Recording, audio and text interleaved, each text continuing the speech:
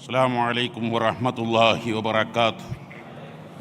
الحمد لله والصلاة والسلام على رسول الله وعلى آله وصحبه الفائزين برضا الله. أما بعد فأعوذ بالله من الشيطان الرجيم. بسم الله الرحمن الرحيم. سبحان الذي أسرى بعبده ليلا من المسجد الحرام إلى المسجد الأقصى. صدق الله العلي العظيم وصدق وبلغ رسوله النبي الكريم ونحن على ذلك من الشاهدين الشاكرين والحمد لله رب العالمين. സർവാദരണീയരായ Indian Khan Mufti സുൽത്താനുൽ ഉലമ കാന്തപുരം ഉസ്താദ്, മറ്റു സാദാത്തുക്കൾ, ഉലമാക്കൾ, കർണകഷ്ണങ്ങളായ പ്രവർത്തകർ, ഒരു പ്രഭാഷണത്തിനല്ല പ്രസക്തി. ലൈലത്തുൽ ഇസ്രാ വൽ മിഅ്റാജ്, അതിപ്രധാനമായ രാത്രി, ഒരുപക്ഷേ ഇവിടെ കൂടിയവരുടെ ജീവിതത്തിൽ ഒരിക്കലും ഇതുവരെ കിട്ടിയിട്ടില്ലാത്ത ലക്ഷക്കണക്കിന് ആളുകൾ ഒരുമിച്ച് കൂടിയ ഈ ഇസ്രാ മിഅ്റാജ് രാത്രി നമുക്ക് നന്നായി ദിക്റ് ചൊല്ലി സ്വലാത്തു ചൊല്ലി ദുആ ചെയ്തു സമാപിക്കാം. തൗഫീക്ക് നൽകണേ അല്ലാഹ്, തൗഫീക്ക് നൽകണേ അല്ലാഹ്. പുതുവത്സരപ്പിറവിയിൽ ഉള്ളാളത്ത് തുടങ്ങി ഉള്ളാളത്ത് സമാപിക്കുന്ന ഈ അനുഗ്രഹീത യാത്ര, അഥവാ കേരളയാത്ര എന്നാൽ തുടങ്ങിയത് കർണാടകയിലെ ഉള്ളാളത്ത് നിന്നാണ്. 500 കൊല്ലം മുമ്പ് മദീനയിൽ നിന്ന് പായക്കപ്പലിലൂടെ മംഗലാപുരത്തെത്തിയ സാഹിബുൽ വിലായത്തി വൽ കറാമ അസ്സയ്യിദ് ഷരീഫുൽ മദനി ഖദ്ദസല്ലാഹു സിറഹുൽ അസീസ്. ആ ചരിത്രം വളരെ വലുതാണ്. ദക്ഷിണേന്ത്യയിലെ അജ്മീർ എന്നാണ് ഉള്ളാളത്തിനെ വിശേഷിപ്പിക്കപ്പെടുന്നത്.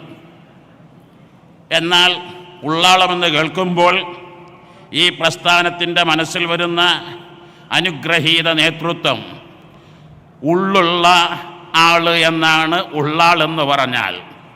ഉള്ളിൻ്റെ ഉള്ള് എന്നും അർത്ഥമുണ്ട്. മഹാനായ താജുൽ ഉലമ സയ്യിദ് അബ്ദുറഹ്മാൻ അൽ ബുഖാരി ഖദ്ദസല്ലാഹു സിറഹുൽ അസീസ് 6 പതിറ്റാണ്ട് നേതൃത്വം നൽകിയ ഉള്ളാൾ തങ്ങൾ, ആ ഉള്ളാൾ തങ്ങളുടെ നഗറിലാണ് നമ്മുടെ യാത്ര സമാപിക്കുന്നത്. ഉള്ളാളത്ത് നിന്ന് തുടങ്ങി ഉള്ളാളത്ത് സമാപിക്കുന്നു. മഹാനവരുടെ ഹഖ് ജാഹ് ബർക്കത്ത് കൊണ്ട് ഞങ്ങളുടെ മജ്ലിസിനെ ഖബൂലാക്കണേ അല്ലാഹ്. 1920 കാലഘട്ടങ്ങളിൽ മലബാറിലെ മുസ്ലിമീങ്ങൾ ബ്രിട്ടീഷുകാരോട് പടപൊരുതി മലബാർ സമരങ്ങൾ നിരവധി നടന്നു. 20,000 ആളുകൾ മുസ്ലിമീങ്ങൾ രക്തസാക്ഷികളായി എന്നാണ് യഥാർത്ഥ കണക്ക്. 20,000 സ്ത്രീകൾ വിധവകളായി, ലക്ഷക്കണക്കിന് കുട്ടികൾ അനാഥരായി. ഇതേ സമയത്ത് ഖിലാഫത്ത് പ്രസ്ഥാനത്തിൻ്റെ പ്രചാരകരായി നമ്മുടെ നാട്ടിൽ കോഴിക്കോട് ആദ്യമായി എത്തിയ ഇന്ത്യയുടെ രാഷ്ട്രപിതാവ് മഹാത്മാഗാന്ധിയും മൗലാന ഷൗക്കത്ത് അലിയും ഒരു ബുധനാഴ്ച നട്ടുച്ചയ്ക്ക് 25,000-ഓളം മലബാർ ജില്ലയിലെ മുസ്ലിമീങ്ങൾ ഒരുമിച്ചുകൂടി ഖിലാഫത്ത് പ്രസ്ഥാനത്തിൻ്റെ ഭാഗമായി ബ്രിട്ടീഷുകാരോട് പൂർണ്ണമായും ബഹിഷ്കരിക്കണം. ബ്രിട്ടീഷുകാരുടെ ഭാഷ പാടില്ല, തൊഴിൽ പാടില്ല, വിദ്യാലയങ്ങൾ പഠിക്കരുത്, ബ്രിട്ടീഷുകാരോട് 100% ബഹിഷ്കരണം. മലബാറിലെ മുഴുവൻ മുസ്ലിമീങ്ങളും അത് പൂർണ്ണമായും ഉൾക്കൊണ്ട് അവർ വിദ്യാരഹിതരായി മാറി, തൊഴിൽ രഹിതരായി മാറി, നിരന്തരം പട്ടിണികളായി മാറി. ഇതേ സമയത്ത് ഈജിപ്തിൽ നിന്ന് ഉൾക്കൊണ്ട രൂപം കൊണ്ടൊരു പ്രസ്ഥാനത്തിൻ്റെ പ്രചാരകർ കേരളത്തിൽ ഐക്യസംഘമെന്ന് വന്ന് ജനങ്ങളെ തെറ്റിദ്ധരിപ്പിച്ചു. ആ രംഗം സങ്കല്പിക്കാൻ പോലും കഴിയുകയില്ല. ഈ സമയത്താണ് അന്ന് ജീവിച്ചിരുന്ന ആദരണീയരായ അൽ-ആരിഫു ബില്ലാഹ് വലിയുല്ലാഹി വരക്കൽ മുല്ലക്കോയ തങ്ങൾ ഖദ്ദസല്ലാഹു സിറഹുൽ അസീസ്, കേരളത്തിലുടനീളമുള്ള പണ്ഡിത മഹത്തുക്കൾ, അബു സഅദാത്ത് ശിഹാബുദ്ദീൻ അഹമ്മദ് കോയ ഷാലിയാത്തി റളിയല്ലാഹു അൻഹു, പാങ്ങിൽ അഹമ്മദ് കുട്ടി മുസ്ലിയാർ ഖദ്ദസല്ലാഹു സിറഹുൽ അസീസ്, പാനായിക്കുളം അബ്ദുറഹ്മാൻ മുസ്ലിയാർ തുടങ്ങിയ ഖദ്ദസല്ലാഹു അസ്റാറുഹും സമസ്ത കേരള ജമിയത്തുൽ ഉലമ എന്ന മഹത്തായ പ്രസ്ഥാനം രൂപം കൊണ്ടത് കേരളത്തിൽ നഷ്ടപ്പെട്ടു പോയ, മലബാറിന് നഷ്ടപ്പെട്ടു പോയ ഐക്യം വീണ്ടെടുക്കാൻ, ആ വിധവകളെയും അനാഥകളെയും സംരക്ഷിക്കാൻ, ആ പാവപ്പെട്ട കുടുംബത്തിന് താങ്ങും തണലും നൽകാൻ, വിദ്യാഭ്യാസങ്ങൾ നൽകാൻ, വിദ്യാഭ്യാസ സ്ഥാപനങ്ങൾ പടുത്തുയർത്താൻ, മുസ്ലിമീങ്ങൾക്ക് ഈ രാജ്യത്തിന് പൗരന്മാർക്ക് ദിശാബോധം നൽകാൻ, ഇതെല്ലാം അന്ന് സമസ്ത കേരള ജമിയത്തുൽ ഉലമ ഭരണഘടന പരിശോധിച്ചാൽ കാണാവുന്നതാണ്. സമസ്ത കേരള ജമിയത്തുൽ ഉലമയുടെ ഭരണഘടന ഏതെങ്കിലും ഒരു വിഭാഗം ആളുകൾക്ക് വേണ്ടിയല്ല, നമ്മുടെ നാടിൻ്റെ നന്മയ്ക്ക് വേണ്ടി, നമ്മുടെ നാടിൻ്റെ വിജയത്തിന് വേണ്ടി.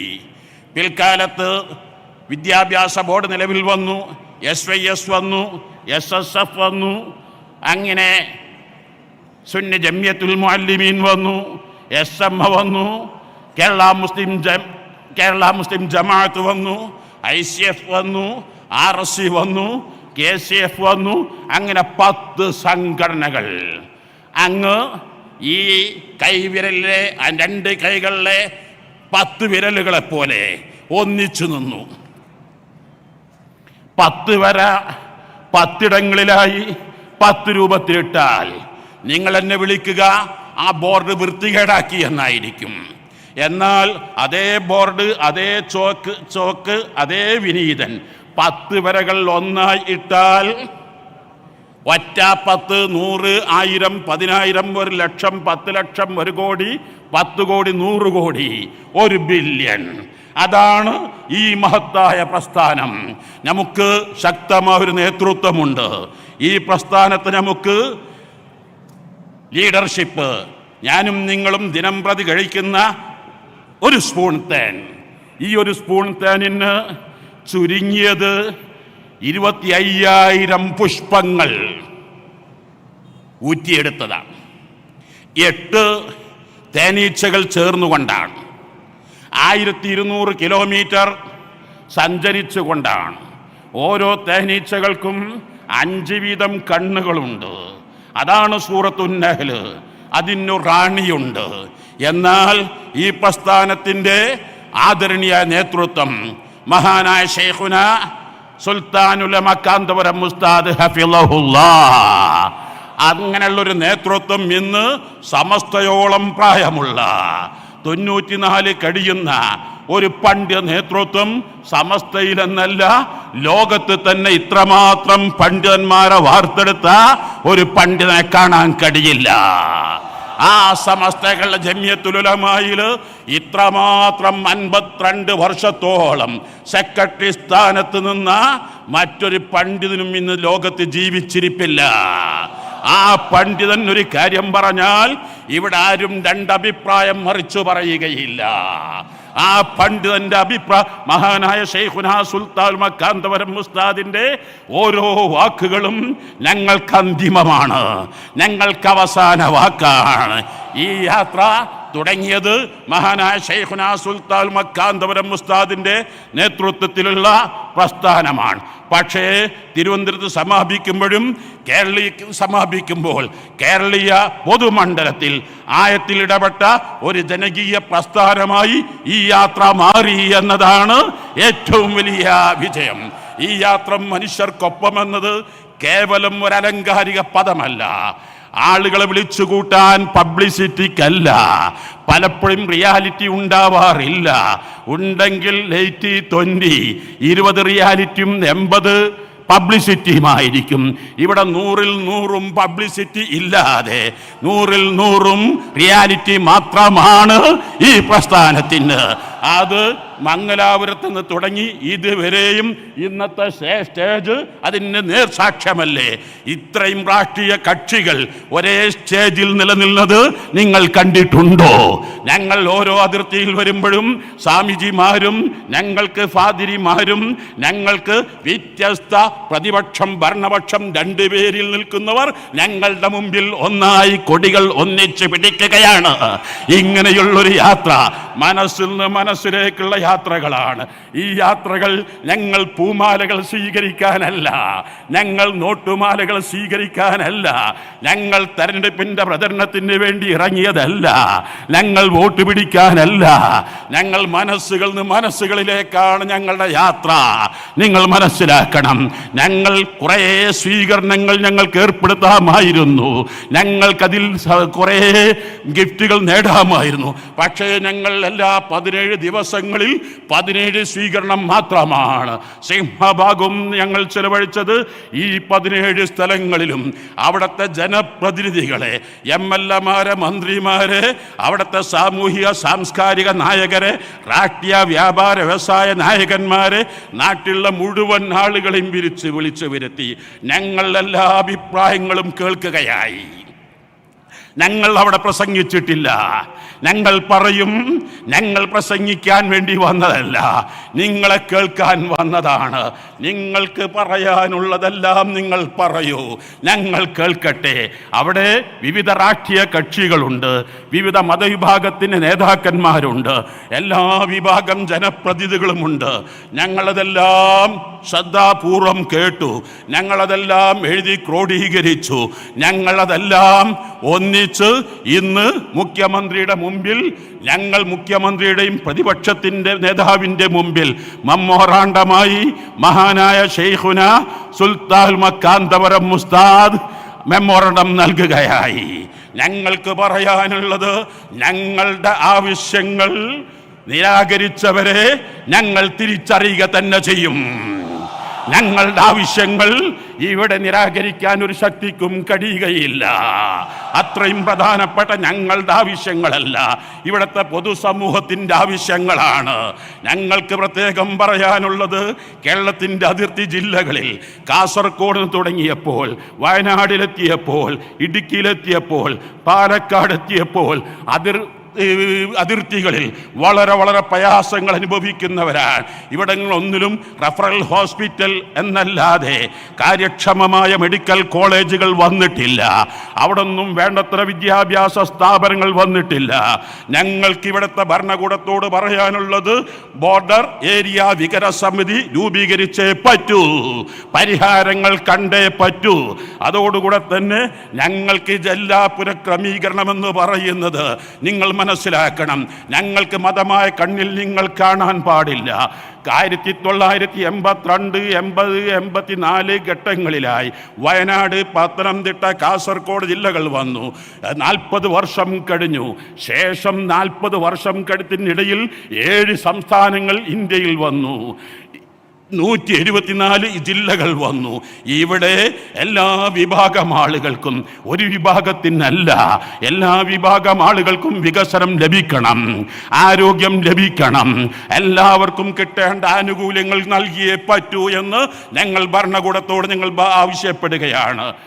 ഒന്നുകൂടി ഞങ്ങൾക്ക് പറയാനുള്ളത്, സമീപ ഭാവിയിൽ ഞങ്ങളുടെ നാട് അനുഭവിക്കാനിരിക്കുന്നത് ആരോഗ്യ മേഖലയിലും വിദ്യാഭ്യാസ മേഖലയിലുമായിരിക്കും. അടുത്ത ബജറ്റിൽ അതിന് ഒരു പരിഹാര മാർഗം ആരോഗ്യ മേഖലയിലും അതുപോലെ വിദ്യാഭ്യാസ മേഖലയിലും പൂർണ്ണമായ വികസനങ്ങൾ ഉൾക്കൊണ്ടുകൊണ്ട് ഒരു നല്ല നയരേഖ അടുത്ത ബജറ്റിൽ ഉൾപ്പെടുത്തണമെന്ന് ഈ മഹത്തായ സമ്മേളനം ഞങ്ങൾ ആവശ്യപ്പെടുകയാണ്. മറ്റൊന്ന് ഞങ്ങൾക്ക് പറയാനുള്ളത്, ഇന്ത്യയുടെ ബ്രെയിനുകളാകുന്ന അതീവ ബുദ്ധിമാന്മാരും അതീവ ഓർമ്മശക്തിയുള്ളവരും കോടിക്കണക്കിന് ജനത ഇവിടെയുണ്ട്. പക്ഷേ ഈ കുറഞ്ഞ കാലയളവിൽ ഇന്ത്യൻ്റെ ധാരാളം കണക്കുകളെല്ലാം മുമ്പ് നിരത്തിയതാണ്.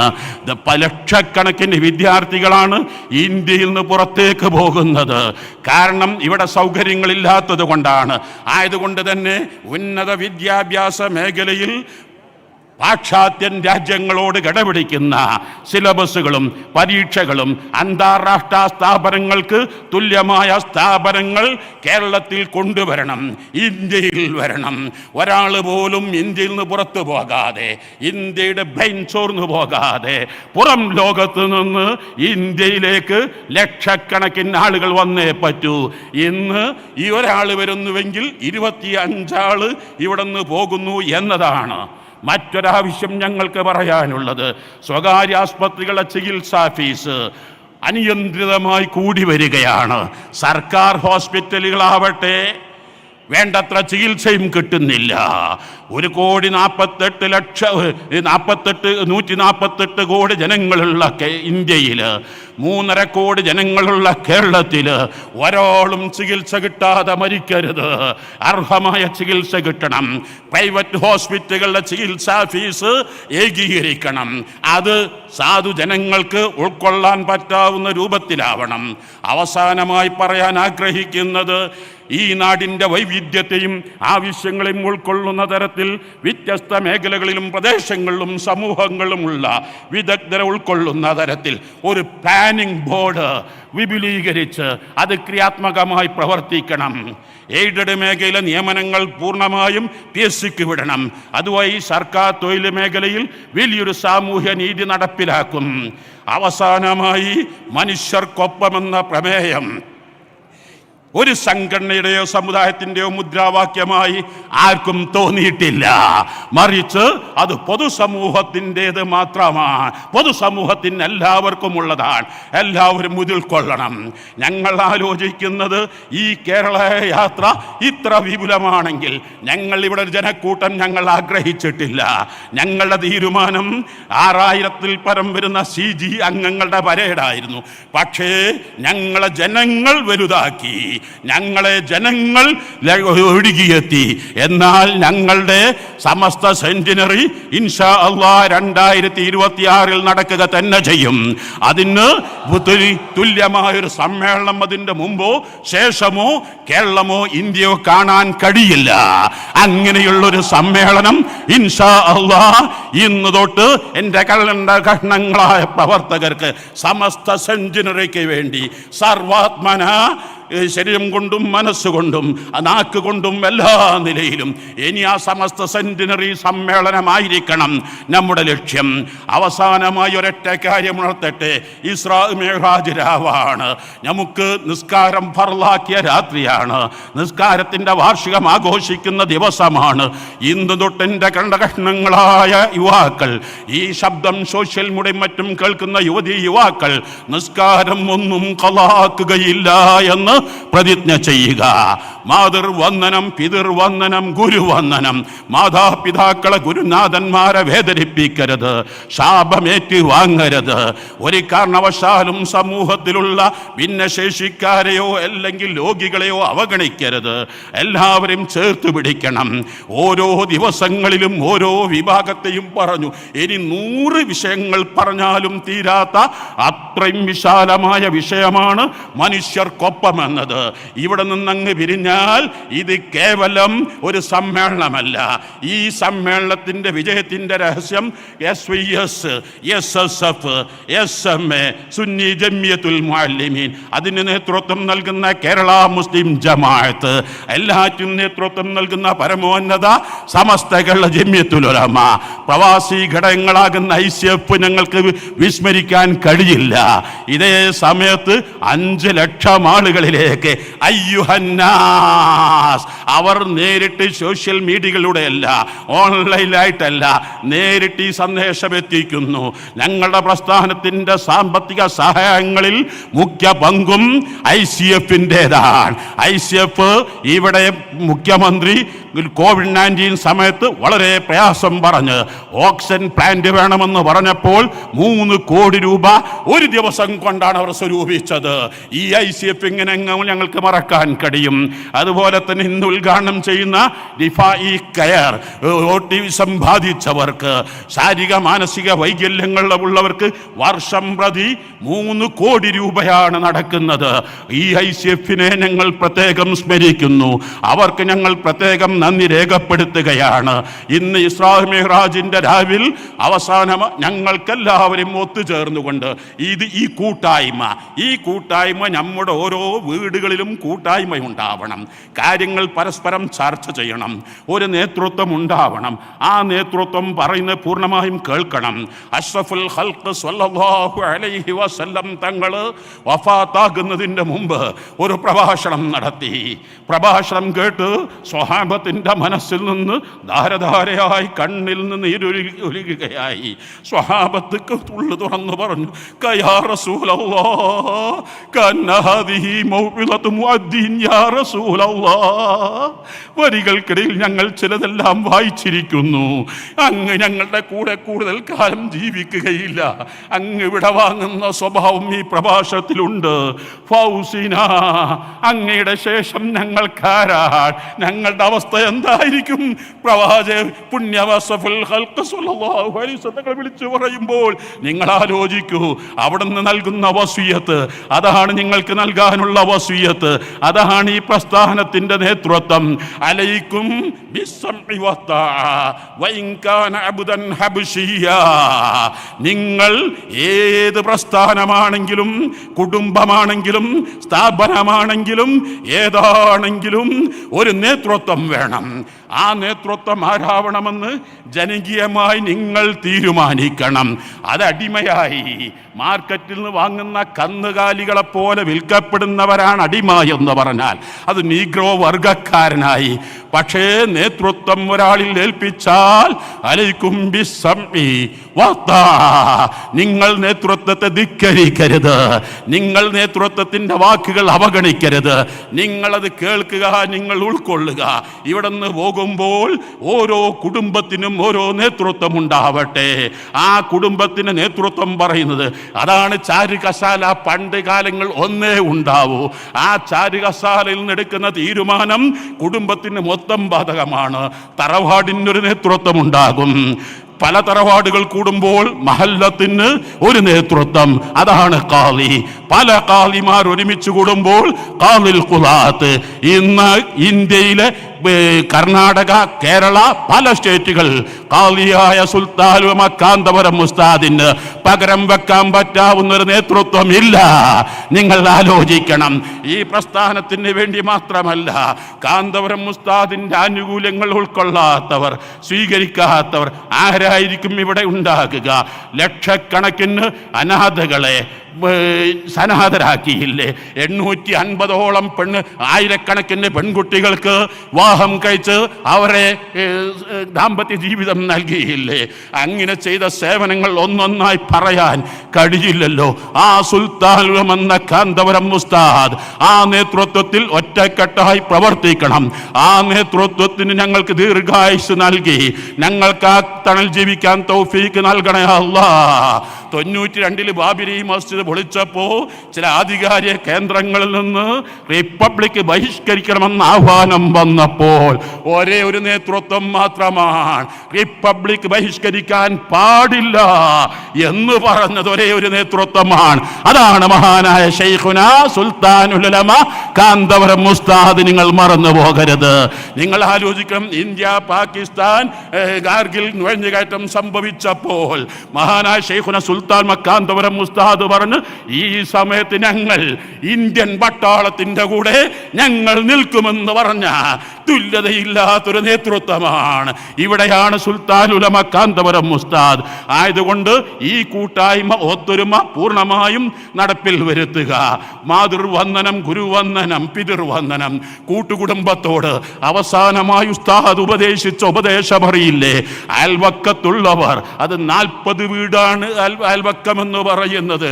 മഹാനായ ഖാത്തിമത്തുൽ മുഹഖ്ഖിഖീൻ അല്ലാമ ഇബ്നു ഹജറുൽ ഹൈതമി റളിയല്ലാഹു അൻഹു തുഹ്ഫയിൽ വിശദീകരിച്ചതാണ്. അഷ്റഫുൽ ഖൽഖ് സ്വല്ലല്ലാഹു അലൈഹി വസല്ലം തങ്ങൾ എൻ്റെ പടിഞ്ഞാറ് ഭാഗത്ത് 40 വീട്, എൻ്റെ പടിഞ്ഞാറ് കിഴക്ക് ഭാഗത്ത് 40 വീട്, എൻ്റെ തെക്ക് വടക്ക് 4 ഭാഗങ്ങൾ. അവിടെ അവർക്ക് ശ്വസിക്കുന്ന രൂപത്തിൽ കറിയുടെ സ്മെല്ലുണ്ടെങ്കിൽ അവർ കൂടി അതിൻ്റെ അവകാശികളാണ്. അത് രാമനാണെങ്കിലും ജേക്കബാണെങ്കിലും അത് ചന്ദ്രനാണെങ്കിലും തോമസ് ആണെങ്കിലും അവരെല്ലാം അതിൻ്റെ അവകാശികളാണ്. എല്ലാ അയൽവാസികളെയും എന്ന് പഠിപ്പിച്ച മതമാണ് സുന്നത്ത് ജമാഅത്ത്. അതാണ് യഥാർത്ഥ ഇസ്ലാം, അതാണ് യഥാർത്ഥ മത സൗഹാർദ്ദം. ഈ പ്രസ്ഥാനം എന്താണോ പറയുന്നത്, അഥവാ അല്ലാഹും റസൂലും എന്താണോ പറഞ്ഞത്, അതാണ് സുന്നത്ത് ജമാഅത്ത്. അതാണ് മഹാനായ ശൈഖുനാ സുൽത്താൻ മക്കാന്തപുരം ഉസ്താദും മഹാനായ റഈസുൽ ഉലമയും മഹാനായ താജുൽ മുഹഖ്ഖിഖീൻ ശൈഖുനാ കോട്ടൂർ ഉസ്താദും മഹാനായ മുഹിയുസ്സുന്ന പൊന്മള ഉസ്താദ്, പേരോ ഉസ്താദ് കുംബുൽ തങ്ങൾ, സിറാജുൽ ഉലമ ഹൈദ്രസ് ഉസ്താദ്, 40 മുശാവറ അംഗങ്ങൾ നേതൃത്വം നൽകുന്ന പ്രസ്ഥാനം അല്ലാഹും റസൂലും പറഞ്ഞത് മാത്രമേ പറയൂ. അതാരുടെ മുമ്പിലാണെങ്കിലും ഈ നേതൃത്വം പറയുക തന്നെ ചെയ്യും. ഈ നേതൃത്വത്തിന് കീഴിൽ ഒറ്റക്കെട്ടായി പ്രവർത്തിക്കുക. ഇതിന് കീഴിൽ കൂട്ടായി നിൽക്കുന്ന പ്രവാസികളാകുന്ന ICF-ഉം RSCയും KCF-ഉം അതുപോലെ തന്നെ നേരത്തെ പറഞ്ഞ ഇവിടുത്തെ എല്ലാ പ്രസ്ഥാനങ്ങളും എല്ലാ സ്ഥാപനങ്ങളും എല്ലാ കൂട്ടായ്മയും ഒറ്റക്കായി പ്രവർത്തിച്ച് ഞങ്ങൾക്ക് സമസ്ത കേരള ജംഇയ്യത്തുൽ ഉലമായുടെ 100ാം വാർഷികം 100 പ്രകാശ വർഷങ്ങളാണ് ഞങ്ങൾക്ക് നിങ്ങളുടെ മുമ്പിൽ അവതരിപ്പിക്കാനുള്ളത്. ഇൻഷാ അല്ലാഹ് തുറന്നുള്ള സമയങ്ങൾ ഞങ്ങൾ അത് അവതരിപ്പിക്കുക തന്നെ ചെയ്യും. ഇന്ന് ദുആക്കാണ് പ്രസക്തി, ഇന്ന് പ്രാർത്ഥനകൾക്കാണ് പ്രസക്തി എന്ന് പറഞ്ഞുകൊണ്ട് ഇതിന് 17 സ്ഥലങ്ങളിലും ഞങ്ങൾക്ക് താമസം നൽകിയവരുണ്ട്, ഭക്ഷണം നൽകിയവരുണ്ട്, സൗകര്യങ്ങൾ ഒരുക്കിയവരുണ്ട്, ഞങ്ങൾക്ക് സദഖകൾ നൽകിയവരുണ്ട്. സമസ്ത കേരള ജംഇയ്യത്തുൽ ഉലമ എന്ന് പറയുന്ന പ്രസ്ഥാനത്തിന് ചെയ്തതിൻ്റെ 100 മടങ്ങ് ചെയ്യാനുണ്ട്. ഇതിന് സ്ഥായിയായ വരുമാനം ഒന്നും ഇല്ല.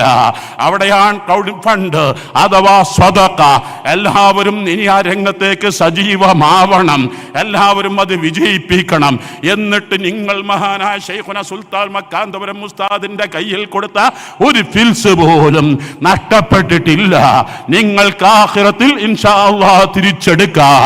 നിങ്ങൾക്കതിൻ്റെ ഓരോ ഡോക്യുമെന്ററികളും ഇവിടുന്ന് പ്രദർശിപ്പിക്കും ഇൻഷാ അല്ലാഹ്. ഇന്ന് ചൊല്ലേണ്ട ദിക്ർ സുബ്ഹാനല്ലാഹി വൽഹംദുലില്ലാഹി വലാ ഇലാഹ ഇല്ലല്ലാഹു അല്ലാഹു അക്ബർ എന്ന ദിക്ർ 100 തവണ ചൊല്ലി യാസീൻ ഓതി നമുക്ക് ദുആ ചെയ്യാം. നമ്മിൽ നിന്ന് മരിച്ചുപോയ എല്ലാ ഖബറുകളും നീ സ്വർഗമാക്കണേ അല്ലാഹ്, വിശാലമാക്കണേ അല്ലാഹ്. ഈ CG അംഗങ്ങൾ ഈ കഷ്ടപ്പെട്ട കഷ്ടപ്പാടുകൾ ചില്ലറയല്ല, അവർക്ക് ഇനി എല്ലാവിധ വിജയങ്ങളും നൽകണേ അല്ലാഹ്. ഇതിന് വേണ്ടി ഞങ്ങളുടെ പ്രാസ്ഥാനിക കുടുംബങ്ങൾ, ഈ ഇരിക്കുന്ന വലിയ നേതൃത്വങ്ങൾ, ഈ ഇരിക്കുന്ന പ്രാസ്ഥാനിക കുടുംബങ്ങൾ 17 സ്ഥലങ്ങളിലും ഞങ്ങൾക്ക് താമസങ്ങൾ, ഭക്ഷണങ്ങൾ, സൗകര്യങ്ങൾ ഞങ്ങൾക്ക് വേണ്ടതെല്ലാം നൽകിയവർ, അതിഗംഭീരമാക്കിയവർ, ഇന്ന് മംഗലാപുരത്ത് നിന്ന്, കോഴിക്കോട് നിന്ന്, കാസർഗോഡ് നിന്ന്, ഇന്ന് കേരളത്തിൻ്റെ നാനാ ദിക്കുകളിൽ നിന്നും വന്നവരുണ്ട്. എല്ലാവർക്കും വേണ്ടി ദുആ ചെയ്യാം. അസ്സലാമു അലൈക്കും വറഹ്മത്തുള്ളാഹി വബറകാതുഹു.